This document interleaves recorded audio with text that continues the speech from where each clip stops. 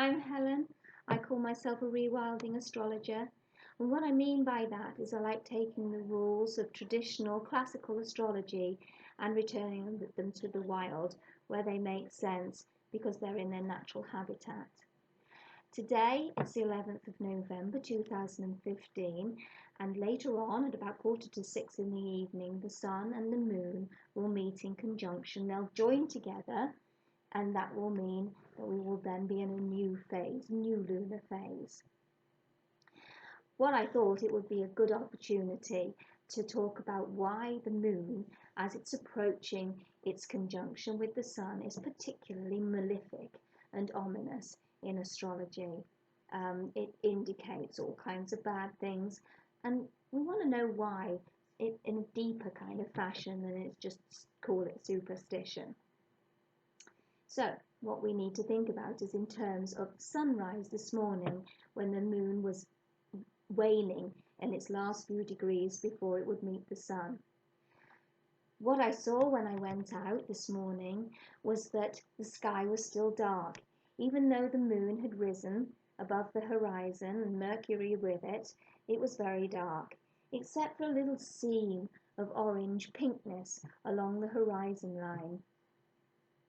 And gradually, as the sun came closer to the horizon line, or the moon shifted round so that the sun was visible at last from this particular geographic position, then the line, the seam of brightness, broadened and widened and deepened in colour so that it filled up the horizon line with pinkness and orangeness and bled into the clouds and brightened everything up on a very dull and cloudy day.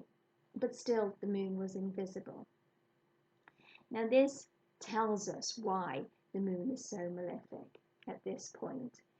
The moon is moving through its last few degrees and it's waning, it's losing light. What this means is it's coming too close to the sun and the rays of the sun are obliterating it.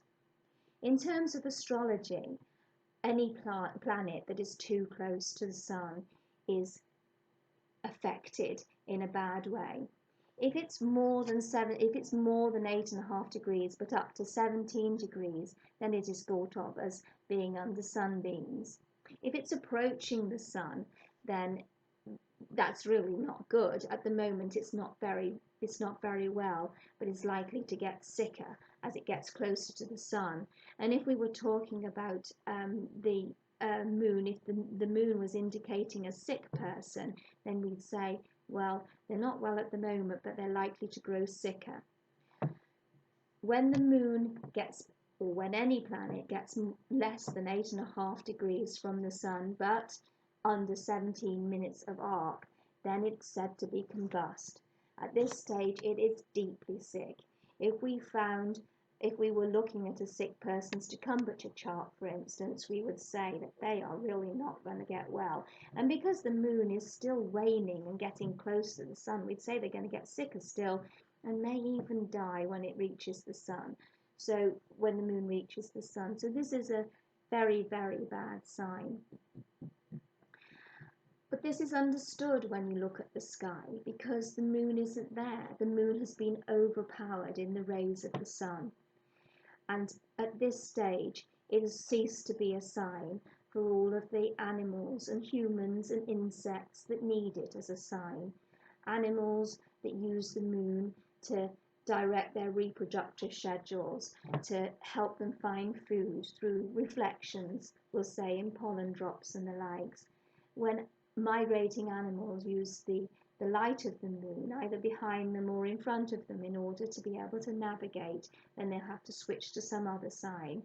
So at this stage in nature, this is a very, very poor sign and shows to the forager a dangerous position where they can't rely on the normal signs that usually do so well for them.